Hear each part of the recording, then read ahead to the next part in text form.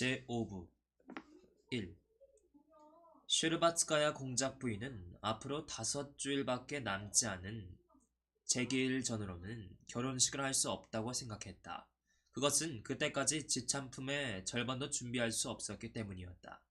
그러나 그 여자는 재계일이 지나서 하면 너무 늦을 것이라는 레윈의 의견에 동의하지 않을 수 없었다. 레위는 지금 몹시 앓고 있는 슈르바츠키 공작의 늙은 고모가 곧 세상을 떠날지도 모르는 것이기 때문에 그렇게 되면 오히려 결혼식이 더 늦어질 것이라고 했던 것이다. 그런 까닭으로 공작 부인은 집찬품을 큰 집찬품과 작은 집찬품으로 나누기로 하고 재계일 전으로 결혼식을 거행하는데 동의했다. 작은 집찬품은 지금 곧 전부 준비하고 큰 지참품은 나중에 보내기로 마음먹은 공작 부인은 자기의 그 의견에 동의하는지 안 하는지 똑똑히 대답을 하지 못하는 레윈을 몹시 노여워하였다. 지참품을 둘로 나누기로 한 그 여자의 생각인즉 신혼부부는 결혼식이 끝나는 대로 곧 농촌으로 가게 되어 있으므로 더욱 편리하리라는 것이다. 농촌에서는 큰 지참품 속에 들어있는 물건들이 소용되지도 않을 것이다. 레위는 자기 자신과 자기의 행복만이 전 존재의 주요하고도 유일한 목적으로 되어 있는 듯이 느껴진 만큼 지금에 있어서는 그 자신 무엇을 생각하거나 근심할 필요가 없었고 죄다 다른 사람들이 그를 대신해서 해주고 또 앞으로도 해주게 될 듯한 황홀경에 계속 잠겨 있었다. 심지어 그에게는 앞으로의 생활에 대한 계획이나 목표도 전혀 없었다. 그는 죄다 잘되려니 생각하고 자기 문제의 해결을 남들에게 맡겨두었다. 그의 형인 세르게이 이와노위치와 스테판 아르카지이치 그리고 공작 부인이 그의 할 바를 가르쳐 주었다. 그는 하라는 대로 전적으로 동의할 뿐이었다. 형은 그를 위해 돈을 마련했고 공작 부인은 결혼 후에 모스크바를 떠나라고 권했다. 스테판 아르카지이치는 외국으로 가라고 충고했다. 그는 어느 의견에나 다 동의했다. 그게 당신들에게 유쾌한 일이라면 어서 마음대로 하시오. 나는 행복을 느낄 뿐이오. 당신들이 하는 일로 해서 내 행복이 더 커지거나 작아질 것은 아니니까. 하고 그는 생각했다. 외국으로 가라는 스테판 아르카지이치의 충고를 끼찌에게 전한 레위는 몹시 놀랐다. 끼찌는 그 의견에 동의하지 않을 뿐 아니라 자기들의 앞으로의 생활에 대해서도 일정한 요구를 가지고 있었던 것이다. 그 여자는 농촌에는 레윈이 좋아하는 일이 있다는 것을 알고 있었다. 레윈이 보기에는 끼치가 그 일을 이해하지 못할 뿐만 아니라 이해하려고도 않는 것 같았다. 그러나 그렇다고 해서 그 여자가 그 일을 아주 중요한 일로 간주하지 않는다고 할 수 없었다. 하기는 그래서 끼치는 자기들이 농촌에 집을 가지게 될 것이고 따라서 자기들이 붙박혀 살 곳이 아닌 외국으로 갈 게 아니라 거처를 정하고 살게 될 농촌으로 가야 함을 알고 있었던 것이다. 이 확고한 의도는 레윈을 놀라게 하였다. 그러나 그는 아무러나 마찬가지였으므로 마치 그것이 그의 의무이기나 한 듯이 곧 스테판 아르까지이치더러 농촌에 가서 그가 알고 있는 것을 죄다 털어서 풍부한 취미를 살려 준비해달라고 부탁했다. 그런데 좀 보게 하고 농촌에 가서 신혼부부를 위해 죄다 마련해놓고 돌아온 스테판 아르까지이치가 레윈에게 말했다. 자넨 참여했다는 증서를 가지고 있나? 없네. 그것도 왜? 그것이 없이는 성리할 수 없다네. 원 저런 하고 레윈이 부르짖었다. 난 벌써 9년째나 재기를 안 한 것 같은데 난 그런 생각을 못했어. 잘 됐네. 하고 스테판 아르까지이치가 싱긋 웃으며 말했다. 그래도 날더런 허무주의자라고. 어쨌든 그건 안 돼. 자넨 재개를 해야겠네. 재개를 해야겠네. 언제 한단 말이오? 나흘밖에 안 남았는데. 스테판 아르까지이치는 이 일도 주선해 주었다. 그리하여 레위는 재개를 시작했다. 자기는 종교를 믿지 않으면서도 남이 믿는 것은 존경하는 레윈으로서는 교회의 온갖 예식에 참석하는 것이 몹시 고통스러웠다. 더구나 지금 모든 것에 민감하고 마음이 한없이 부드러운 상태에 있는 레위는 그 피할 수 없는 예식들이 고통스러울 뿐 아니라 전혀 참아내지 못할 것으로 생각되었던 것이다. 지금 자기의 영광과 번영을 한껏 느끼고 있는 그는 거짓말을 하거나 종교를 모욕하는 말을 할 것만 같았다. 그는 자기가 이것도 저것도 할 수 없는 상태에 있다는 것을 느꼈다. 그러나 그는 재개를 하지 않고서 증명서를 받을 수는 없는가고 스테판 아르까지이치에게 열심히 물어봤으나 스테판 아르까지이치는 그건 불가능하다고 말했다. 그게 뭐 그리 힘들어 그러나 이틀이면 될걸. 그리고 그 영감쟁이도 아주 착하고 영리한 사람인데 그분은 자네가 미처 알아채기도 전에 선뜻 그 이빨을 뽑아버릴 걸세. 첫 예배에 참가한 레위는 그가 16, 7세 때 체험한 유년 시절의 그 강한 종교적 감정을 머릿속에 되살려 보려고 애썼다. 그러나 곧 그는 그것이 아주 불가능하다는 것을 알 수 있었다. 그는 그 모든 것들을 호상 방문의 관습처럼 무의미한 헛된 관습으로 보려고 애썼다. 그러나 그는 그것조차 할 수 없는 자기를 느꼈다. 레위는 그 시대의 대부분의 사람들과 마찬가지로 종교에 대해서 아주 애매한 태도를 가지고 있었다. 그는 종교를 믿지도 않았지만 동시에 그 모든 것이 부정당하다는 것을 확고히 믿고 있는 것도 아니었다. 그렇기 때문에 지금 자기가 하고 있는 예식의 의의를 믿지도 않고 또 그것을 공허한 형식으로 심드렁이 볼 수도 없는 그는 자신이 알지도 못하는 재계에 참가한 탓으로 마음속에서 무엇인가 허위적인 좋지 않은 목소리가 들려오는 것을 참고 있기가 줄곧 어색하고 부끄러운 감이 들었다. 예배를 보는 동안 그는 기도를 들으면서 그것에 자기의 견해와 비슷한 의의를 부여하려고 애썼으며 또 자기가 그것을 이해할 수 없기 때문에 반드시 그것을 캐보아야겠다고 느끼면서도 그것을 듣지 않으려고 힘썼다.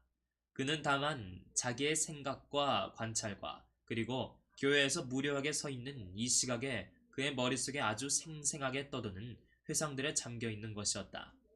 그는 아침 예배와 저녁 예배 그리고 밤 예배까지 견디어내고도 이튿날에는 여느 때보다 일찍 일어나 차도 마시지 않고 8시에 새벽 기도와 참회를 위하여 교회로 갔다. 교회에는 거렁뱅이 병사 한 사람과 두 로파와 교회당지기밖에 없었다.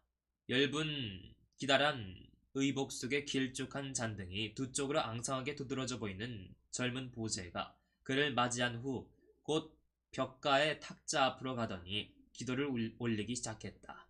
읽어나감에 따라 특히는 용서하소서로 들리는 주여 용서하소서라는 문구가 여러 번 빨리 되풀이되자 레위는 자기의 상념이 폐쇄되고 봉해졌다고 느꼈으며 지금은 그것을 건드리든가 움직이지 말아야지. 만약 그랬다고는 혼란이 일어날 것이라고 생각했다. 그래서 그는 보제의 뒤에 선 채 기도는 귀담아 들으려고도 하지 않고 혼자 생각만 하였다. 그 여자의 손은 아주 표정적이야 하고 생각하면서 그는 어제 구석진 곳에 놓인 탁자 앞에 들어앉아 있던 일을 회상했다. 그들은 그런 때에는 거의 언제나 그렇듯이 이야깃거리가 아무것도 없었다. 그래서 그 여자는 한 손을 책상 위에 놓고 폈다 쥐었다 하면서 자기의 그런 동작을 보고 자기 자신도 깔깔 웃었다. 그는 자기가 그 손을 입 맞추던 일과 그리고 장밋빛 손바닥에 교차된 손금을 찬찬히 들여다보던 일이 생각났다. 또 용서하소서로군. 그는 허리를 굽히는 보제의 등에 재빠른 움직임을 바라보면서 십자를 긋고 허리를 굽신거리며 생각했다. 그 다음엔 그 여자가 내 손을 쥐고 손금을 들여다보고 나서 당신의 손은 참 훌륭해요 하고 말했었지. 그리하여 그는 자기 손을 들여다보고 보제의 짤막한 손을 바라보았다. 이제 곧 끝나겠지 하고 그는 생각했다. 아니, 또 처음부터 되풀이할걸? 그는 기도 올리는 소리에 귀를 기울이면서 생각했다. 아니, 끝날 게야. 저 사람이 벌써 땅에 절하는 걸 보지. 저건 언제나 끝나갈 무렵에 하는 것이거든. 비로도처럼 보풀보풀한 무명소매 끝동 속에 감추인 손으로 3루블짜리 지전을 슬그머니 받아준 보제는 자기가 그것을 적어두겠다고 말하고는 텅 빈 교회의 돌바닥을 뚜벅뚜벅 걸어 제단으로 사라졌다. 한 1분 후에 그가 제단에서 내다보며 레윈에게 손짓했다. 레윈은 지금까지 폐쇄되었던 상념이 다시 머릿속에 꿈틀거리는 것을 느꼈지만 그것을 없애버리려고 서둘렀다. 이럭저럭 뜻대로 될 것 같군 하고 생각하면서 그는 강당 쪽으로 걸어갔다. 계단으로 올라가 오른쪽으로 돌아선 그는 사제를 만났다. 성깃성깃한 반백의 턱수염과 지친 듯 해보이는 선량한 눈을 지닌 늙은 사제는 경탁 앞에 예전을 뒤적거리고 있었다. 그는 레윈을 향해 고개를 갸웃하고 인사하고는 곧 언제나와 같은 목소리로 기도를 올리기 시작했다. 기도를 다 끝낸 그는 땅에 대고 절을 하고 나서 레윈을 돌아보았다. 여기서 눈에 보이지 않는 그리스도께서 당신의 참회를 들으십니다. 하고 그는 십자가에 못 박힌 그리스도의 상을 가리키며 말했다. 당신은 거룩한 사도의 교회가 가르치는 것을 죄다 믿습니까? 사제는 레윈의 얼굴에서 시선을 돌리며 목걸이 밑에 두 손을 포개면서 말을 이었다. 저는 의심합니다. 모든 것을 의심합니다. 레윈은 자기 스스로도 불쾌감을 느끼는 목소리로 중얼거리고 입을 다물었다. 사제는 레윈이 다음 말을 기다리듯 잠시 덤덤히 있다가 이윽고 눈을 스르르 감으며 오 자를 울라지미르스크식 말투로 발음하면서 빠른 말씨로 말했다. 의혹은 연약한 인간의 특성이지만 우리는 인자하신 하느님께서 우리를 굳건하게 해주시도록 기도를 올려야 합니다. 당신은 어떤 특별한 죄를 지었습니까? 사제는 마치 분초를 아끼려거나 하는 듯이 잠시의 사이도 두지 않고 덧붙여 말했다. 저의 주요한 죄는 곧 제 머릿속에 있는 의혹입니다. 저는 무엇이나 의심을 품으며 항상 의혹에 쌓여 있습니다. 의혹은 연약한 인간의 특성입니다. 하고 사제는 되풀이했다. 그런데 주로 무엇을 의심합니까? 저는 무엇이나 다 의심합니다. 때때로 저는 신의 존재까지도 의심합니다. 무심결에 이렇게 말한 레위는 버릇없는 자기 말에 가슴이 철렁했다. 그러나 그 말이 사제에게는 아무런 인상도 주지 않은 듯 싶었다. 어찌 신의 존재에 대해서 의심할 수 있습니까? 사제는 보일락말락 미소를 지으며 급히 말했다. 레위는 잠자코 있었다. 조물주의 창조물을 눈앞에 보면서 어떻게 조물주에 대해서 의혹을 가질 수 있습니까? 사제는 빠른 말씨로 계속했다. 저 하늘을 천체들로 장식한 것은 누구입니까? 누가 이 땅에 그 아름다운 옷을 입혔습니까? 조물주 없이 될 뻔이나 한 일입니까? 그는 묻는 듯한 시선으로 레윈의 얼굴을 들여다보며 말했다. 사제와 철학적 토론을 하는 것은 마땅치 않다고 느낀 레윈은 그의 물음과 직접 관련이 있는 대답만 하였다. 저는 모르겠습니다. 하고 그는 말했다. 모르신다고요?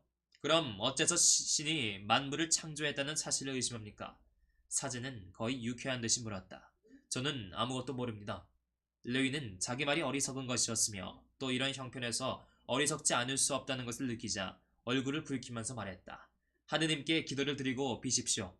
거룩한 신부들도 의혹을 갖고 자기의 신심을 다져주신 것을 신에게 빌었던 것입니다.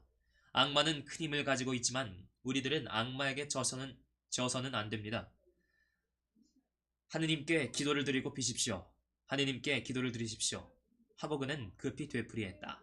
사제는 마치 깊은 생각에 잠긴 듯 잠깐 잠자코 있었다. 듣건대 당신은 우리 교회에서 참여를 하는 우리 교군의 시도인 쉐르바츠키 공작의 따님과 결혼하려고 하신다지요. 하고 그는 빙긋 웃으면서 덧붙였다. 아주 훌륭한 처녀죠. 네. 레위는 사제의 말에 얼굴을 붉히며 대답했다. 참회해서 그 말은 왜 묻는 건가? 하고 그는 생각했다.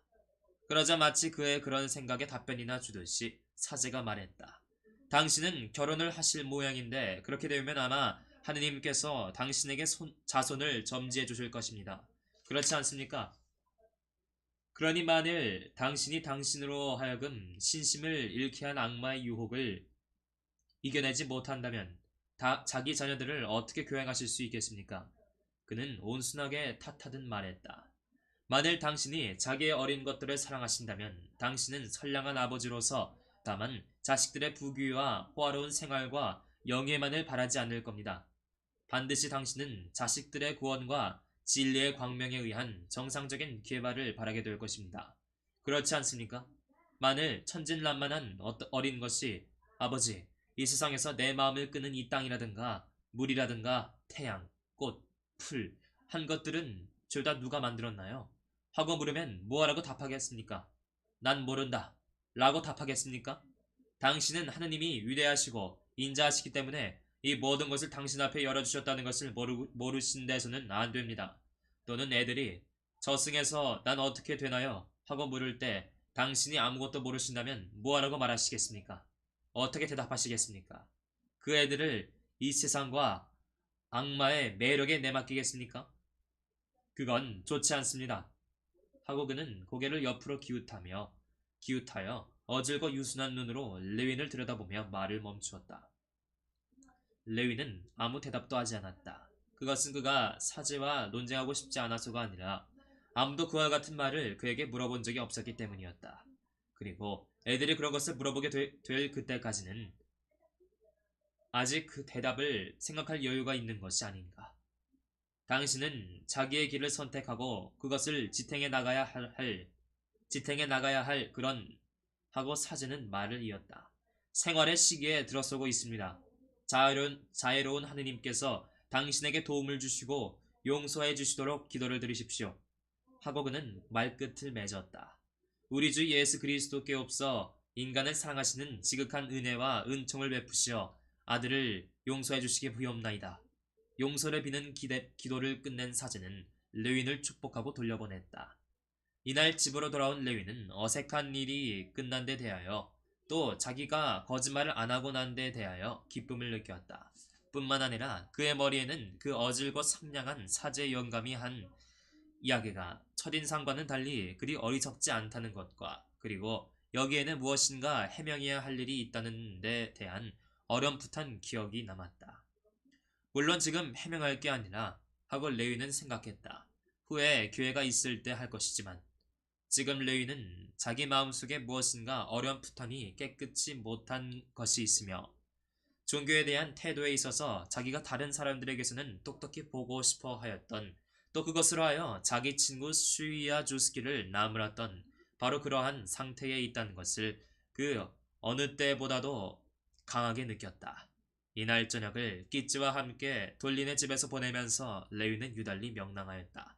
그는 지금 자기가 처해 있는 그 흥분된 상태를 설명하면서 자기는 굴태 속을 깨어 뛰는 것을 배우는 개가 마침내 주인의 뜻을 깨닫고 그대로 수행하고서 기쁜 나머지 껑껑거리며 꼬리를 흔들면서 탁상이나 창문들에 껑충껑충 뛰어오르는 때와도 같다고 말했다. 네, 일단 이거